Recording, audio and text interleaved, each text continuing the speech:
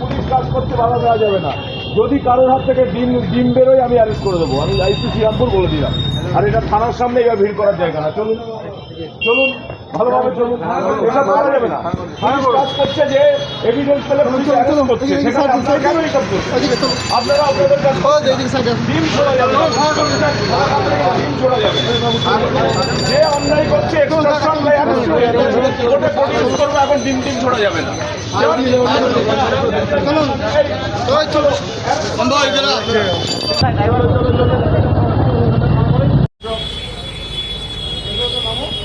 দাদা আপনাকে কেন ধরলো? আপনাকে ধরলো কেন? হ্যাঁ, আপনার বিরুদ্ধে তো অনেক অভিযোগ বলছে, দুর্নীতি রয়েছে, প্রচুর অভিযোগ বলছে আপনার বিরুদ্ধে। হ্যাঁ, মিথ্যে কথা। প্রচুর জমি কেলেঙ্কারি, টাকা তছরূপ করেছেন বলছে।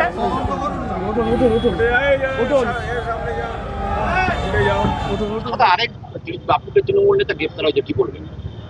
দাপুরের তৃণমূল নেতার নাম হচ্ছে সুদর্শন বর।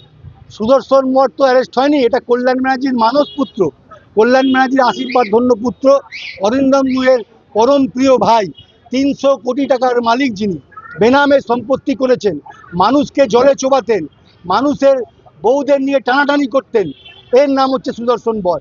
এবং একে ধরার পরে যদি ঠিকভাবে তদন্ত হয় তাহলে আপনারা জেনে রাখুন, মাননীয় সাংসদ কল্যাণ বন্দ্যোপাধ্যায় অ্যারেস্ট হবে। এবং আমরা আশা রাখছি আগামী দিনে তৃণমূল কংগ্রেসের যে সমস্ত কাউন্সিলর, সিপিএমের তৃণমূল কংগ্রেসের যে সমস্ত কাউন্সিলর এখানে আছেন, তারাও ধীরে ধীরে অ্যারেস্ট হবেন, এই আশা রাখছি। শ্রীরামপুর থানাকে ধন্যবাদ জানাই যে তারা সহযোগিতা করেছেন, তারা ওনাকে অ্যারেস্ট করেছেন এবং দুর্নীতিমুক্ত করার জন্য সাহায্য করছেন ভারতীয় জনতা পার্টির সরকারকে। আমরা অত্যন্ত ধন্যবাদ জানাই। কি অভিযোগ রয়েছে? এনার বিরুদ্ধে শিরোধানের অভিযোগ রয়েছে, এনার বিরুদ্ধে জমি মাফিয়ার অভিযোগ রয়েছে, এনার বিরুদ্ধে পঞ্চায়েতে দুর্নীতির অভিযোগ রয়েছে, এনার বিরুদ্ধে সাধারণ মানুষের উপর অত্যাচার রয়েছে, এনার বিরুদ্ধে শিরোধানের অভিযোগ, বহু অভিযোগের শেষ নেই। বলতে শুরু করলে প্রচুর টাকা, প্রায় 300 কোটি টাকার উপর মালিক। আপনি ভাবুন তো, ওনার চিকিৎসা হয় বছরে প্রায় ধরে নিন 6.5 কোটি 7 কোটি টাকা, শুধু ওনার বছরের চিকিৎসা করতে হয়। এই পয়সাটা পায় কোথায়? কী করেন উনি? কিসের ব্যবসা? ইনি, আমার ধারণা যে আরও কিছু গুপ্ত ব্যবসা আছে, হতে পারে মেয়ে ফেয়ার পাচারও করতে পারেন, আমার জানা নেই, তবে শুনেছি উনি নাকি এটাও করে থাকেন।